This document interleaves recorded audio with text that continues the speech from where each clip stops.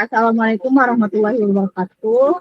Pada kesempatan hari ini, kami dari kelompok 7 akan melaporkan hasil proyek arsitektur enterprise MUTLab. Nah, sebelum itu, perkenalkan anggota kelompok kami, yaitu Hengki Setiawan, Sasudia Mahardika, Mutia Adiba, Nur Aisyah, Silvadli Safalevi, dan Raisa Alif Tagrat. Nah, langsung saja untuk mengenai MUTLab akan dibahas oleh Saudari Mutia Adiba. Kepadanya saya persilahkan. Baik, terima kasih atas kesempatannya. MUTLab memposisikan diri sebagai growth partner komprehensif bagi pengusaha muda dan juga UMKM dengan mengintegrasikan layanan agensi dan juga solusi produk digital. Melalui platform MUTLab Web ID, kami menyediakan manajemen media sosial end-to-end serta konsultasi strategi digital untuk membangun loyalitas merek, sekaligus juga menawarkan akses instan ke berbagai aset siap pakai seperti template desain, panduan bisnis, dan juga toolkit produktivitas. Ekosistem terpadu ini membantu klien mempercepat operasional dan pengambilan keputusan bisnis secara mandiri maupun kolaboratif. Lalu berikutnya ada visi dan misi utama dari MUTLab. Visi utama MUTLab adalah menjadi agensi bisnis pemasaran digital sekaligus creative solution bagi UMKM dan kreator muda dengan menjadi katalisator pertumbuhan melalui solusi digital yang praktis dan inovatif. Untuk mewujudkannya, kami menjalankan 3 misi utama. Pertama, memastikan aksesibilitas tanpa batas terhadap produk digital. Kedua, memberikan edukasi dan literasi digital kepada pelaku usaha. Serta ketiga, mengedepankan efisiensi layanan yang berbasis teknologi.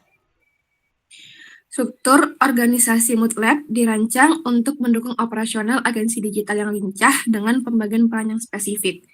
Kepemimpinan strategis dipegang oleh CEO, yaitu Hengki Setiawan, yang mengendalikan seluruh visi masa depan dan kemitraan strategis. Didukung oleh CTO, yaitu Mutia Adiba, yang bertanggung jawab penuh atas infrastruktur teknologi dan keamanan data platform. Sisi kreatif dan pasar dikelola oleh Creative Lead Zulfatli Syahpalevi yang menjaga standar visual. Dan berikutnya ada Head of Marketing, yaitu Sasudia Mahardika, yang memimpin pertumbuhan pelanggan. Sementara itu, Finance Manager, yaitu Nur Aisyah, mengelola akuntabilitas keuangan. Dan yang terakhir ada General Admin, yaitu Raisya Alif Kazraj, yang memastikan kelancaran administrasi serta layanan pelanggan yang produktif. Lalu berikutnya, ada tujuan atau goals menggunakan SMART.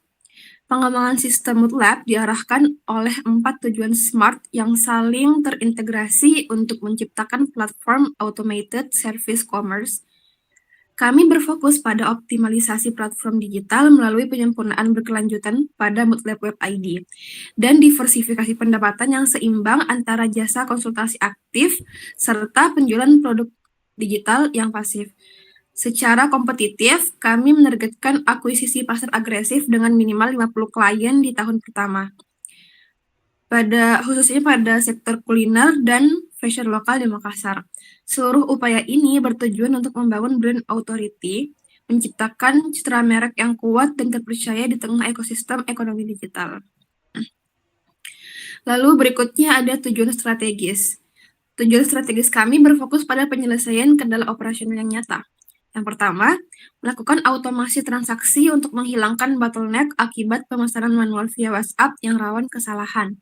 Kedua, menciptakan efisiensi onboarding melalui smart briefing form yang mampu memangkas waktu pengumpulan data klien atau lead time dari 2 hari menjadi kurang dari 30 menit.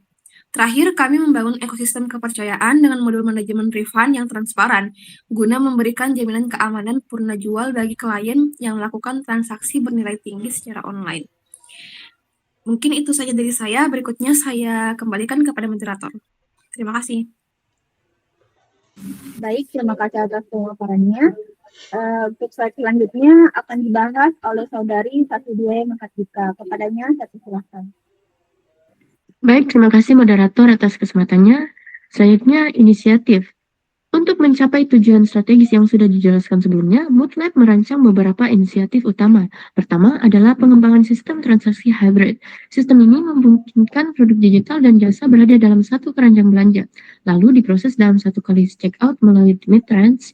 Ini penting karena model bisnis Moodlab menggabungkan dua jenis layanan dalam satu platform. Kedua, implementasi Smart Briefing Form pasca checkout. Setelah pembayaran sukses, klien langsung diarahkan untuk mengisi detail kebutuhan teknis. Ini bertujuan untuk mengurangi lead time dan mencegah miskomunikasi. Ketiga, modul manajemen refund terpusat agar proses pengajuan dan validasi lebih transparansi dan terdokumentasi.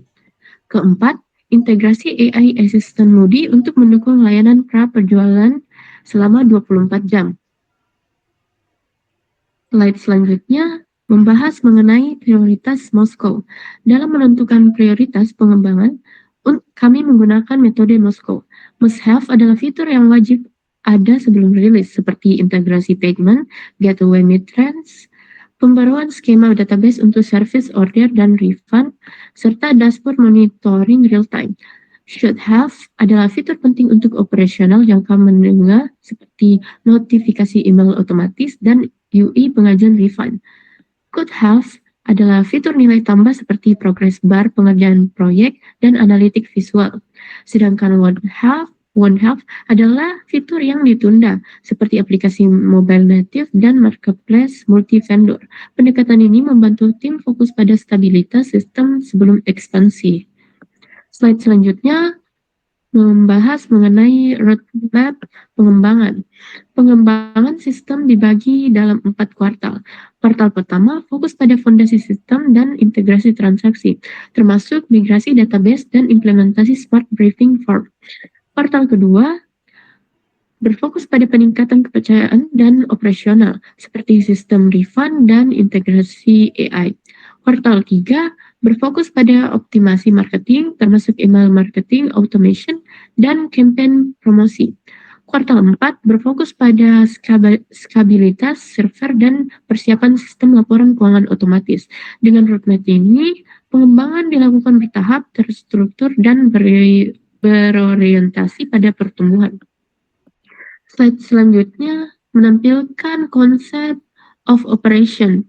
Bagaimana sistem bekerja secara menyeluruh dari awal hingga akhir. Slide selanjutnya membahas mengenai skenario operasional 15 langkah. Tahap pertama itu product discovery. Klien mencari solusi di website dibantu oleh Moody AI untuk merekomendasi layanan yang tepat. Tahap kedua, order creation. Klien memilih paket konten media sosial jasa dan template ebook produk, lalu memasukkan ke keranjang. Tahap ketiga, checkout dan invoicing. Klien memilih paket konten media sosial dan template ebook, lalu memasukkan ke keranjang. Keempat, secure payment. Sistem memanggil API Midtrans, klien membayar via Kris atau via. Tahap kelima, verification webhook. Midtrans mengirim sinyal sukses, sistem Moodlab memvalidasi signature keamanan dan mengubah status order jadi paid. Tahap keenam, intelligent routing. Untuk item produk, link download langsung dikirim ke email. Untuk item jasa, sistem menahan penyelesaian order dan meredirect klien ke halaman Smart Briefing. Tahap ketujuh, data ingestion. Klien memilih paket konten sosial media jasa dan template ebook, lalu memasukkan ke keranjang. Tahap ke-8, data storage dan outlet. Klien mengisi detail teknis warna brand, referensi gaya, teks copy pada form dinamis. Selanjutnya pada tahap ke-9, order review. Admin mengecek kelengkapan brief. Jika kurang jelas, admin menghubungi klien via WA, tombol one klik WA di dashboard. Tahap ke-10, task assignment. Jika brief jelas, status juga menjadi in progress. Creative lead menerima notifikasi untuk memulai eksekusi tim. Selanjutnya tahap ke-11, checkout invoicing. Klien melakukan checkout, sistem mengunci harga dan membuat invoice ID unik. Tahap 12, production. Tim mengerjakan pesanan sesuai brief. Tahap ke-13, delivery. Hasil kerja diunggah ke dashboard user. Status berubah menjadi delivered. Tahap ke-14, user accepted. Skenario A puas, klien akan mengklik terima pesanan order completed. Sedangkan skenario B, revisi, klien meminta revisi kembali tahap ke-11. Skenario C, batal, klien mengajukan refund karena hasil tidak sesuai dengan S dan K. Dan tahap terakhir, sentimen. Jika disetujui, finance memproses pengembalian dana. Jika ditolak, finance memberikan alasan formal via sistem. Sekian dari saya kembalikan ke moderator. Baik, terima kasih atas pemaparannya. Langsung saja kita masuk di bagian proses atau alur kerja yang akan dipaparkan oleh saudara Sulfadli Safalevi. Kepadanya, saya silakan.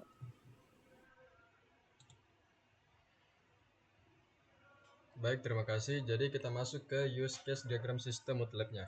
Nah, di sini itu menyajikan gambaran besar mengenai fungsionalitas sistem MATLAB yang dibagi menjadi 4 kategori utama. Kategori ini mencakup fungsi untuk publik, member untuk transaksi, member untuk profil, dan fungsi khusus admin untuk pengelolaan sistem secara menyeluruh. Nah, diagram ini menggunakan kode warna garis untuk membedakan alur akses pengguna.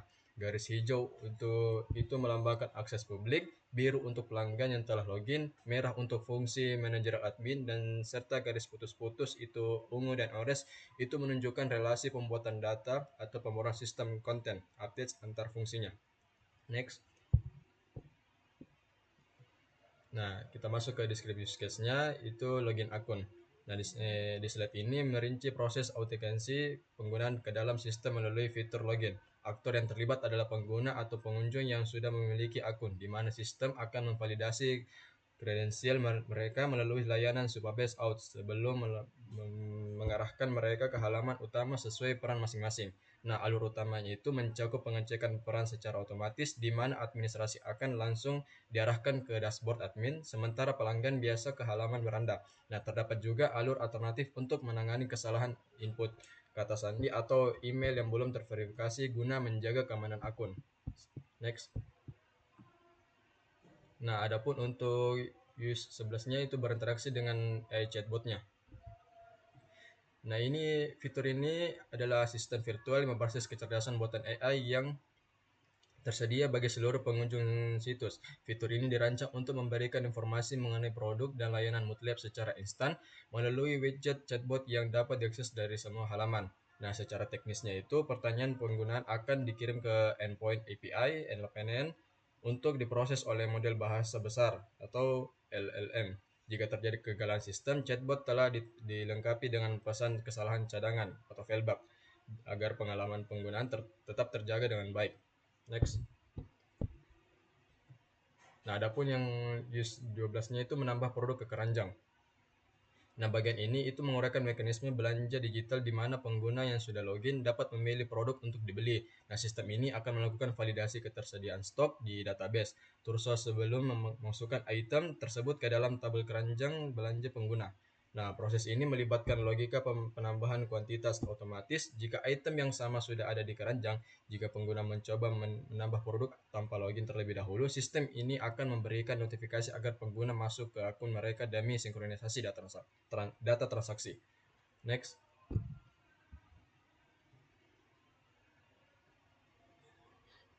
Adapun checkout dan pembayaran Mitrans-nya. Nah, ini menjelaskan fase akhir transaksi yang melibatkan integrasi dengan gerbang pembayaran Mitrans Snap. Nah, member akan meninjau ringkasan pesanan dan data profil mereka sebelum sistem membuat catatan pesanan resmi di database dan membuka jendela pembayaran aman.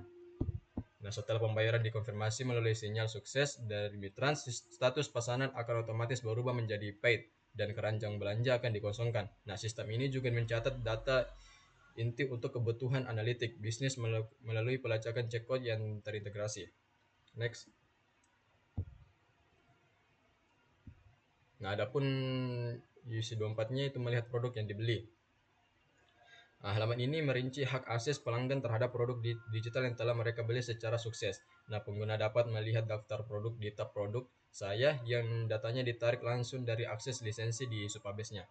Nah, untuk proses pengunduhan sistem ini menggunakan mekanisme sign-in URL dari Supabase. Nah, storage untuk memastikan keamanan file. Nah, hal ini memungkinkan pengguna mengunduh aset digital atau sertifikasi secara langsung yang perangkat mereka dengan tautan yang aman dan terbatas.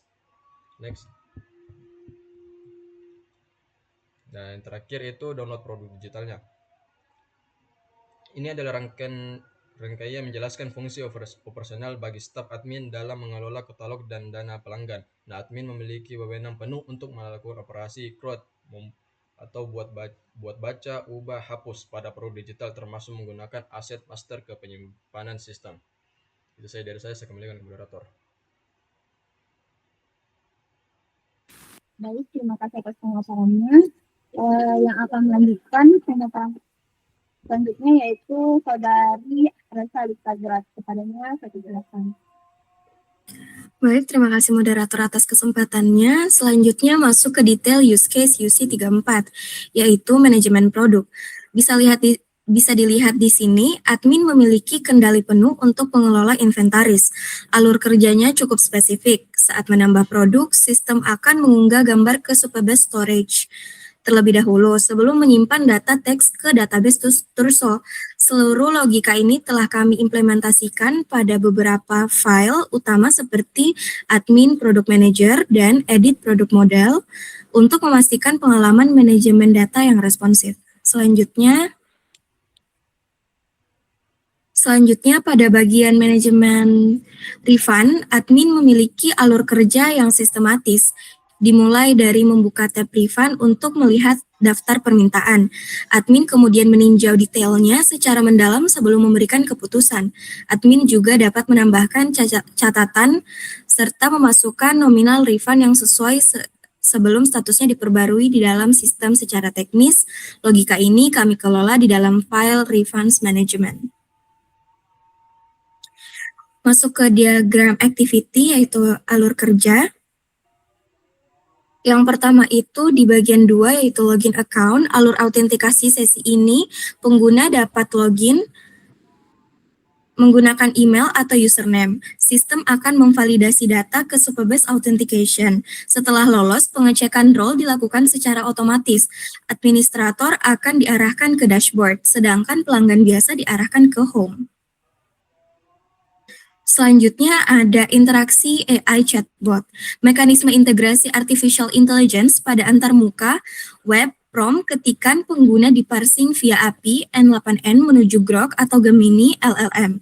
Jika mesin merespon, bot menampilkan jawaban spesifik. Bila servis tumbang atau down, bot merender respon aman atau fallback agar UX pengguna tetap berjalan mulus.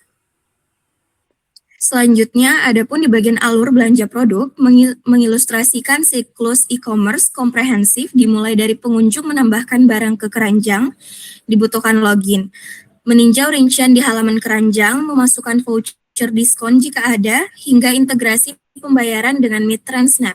Jika pembayaran dikonfirmasi, keranjang dikosongkan, dan status diubah menjadi paid. Selanjutnya, di bagian AD6, melihat dan mengelola profil. Alur interaksi member di halaman dashboard akun. Halaman ini bertindak sebagai panel sentral multi-tab, di mana member dapat memperbarui identitas, melihat status histori pembayaran, serta meminta pengembalian dana atau refund, serta mengunduh aset digital, yaitu produk file maupun invoice atau sertifikat dalam bentuk PDF. Terima kasih, saya kembalikan kepada moderator. Baik, terima kasih atas pemaparannya. Selanjutnya akan dibahas oleh Saudara Hansi Setiawan. Kepadanya saya silakan. Baik, sekarang saya akan menjelaskan tentang diagram aktivitas selanjutnya, yaitu AD07, admin mengelola produk yang diambil dari use case 38. Nah, dalam diagram ini itu menggambarkan proses operasional admin saat mengelola daftar barang digital atau katalog. Admin memiliki wewenang untuk mengisi form detail, mengunggah aset ke Supabase Storage dalam bentuk thumbnail dan dokumen master zip, menyimpan di database hingga opsi untuk update dan delete barang. Next. Selanjutnya diagram activity AD08, admin mengolah pesanan dan review dari use case 35 dan use case 47. Nah, dalam diagram ini itu menjelaskan alur manajemen transaksional. Admin memeriksa alur pembayaran order bila ada pemberi yang tidak puas atau mengajukan tiket refund, admin berwenang untuk meninjau alasannya dan memperbarui status pesanan menjadi approval, diterima atau reject, ditolak, beserta dengan catatan adminnya. Next. Selanjutnya adalah contoh database Turso yang kita gunakan dalam infrastruktur website Motlab ini. Nah, bisa kita lihat sini contoh database-nya ada seperti ID, home, description, dan lain-lainnya. Nah, dataset ini merupakan struktur tabel database yang digunakan oleh Motlab Agency untuk mengolah produk digital dan informasi terkait platform kami. Jadi next. Selanjutnya database dari Supabase. Selanjutnya bisa dilihat contohnya seperti tabel profil yang berisi dengan ID, full name, username, dan phone, dan juga tabel user role seperti ID, user ID, role, dan kreatif. Nah, database Supabase ini mengolah 5 tabel yang berfokus pada identifikasi, profil pengguna, manajemen role, data layanan, dan akses produk dan analitik pengunjung. Next. Berikut adalah Excel atau diagram dari matriks relasi root dari infrastruktur website Motlab Agency. Selanjutnya di next.